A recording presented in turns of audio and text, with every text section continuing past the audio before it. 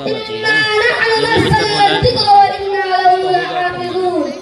وقال رسول الله صلى الله عليه وسلم خيركم من تعلم القرآن وعلمه أو كما قال عليه السلام अजब नहीं क्या बदल गए उसे निगाह तेरी, अजब नहीं क्या बदल गए उसे निगाह तेरी, बुला रही है तुझे मुमकिनात की दुनिया।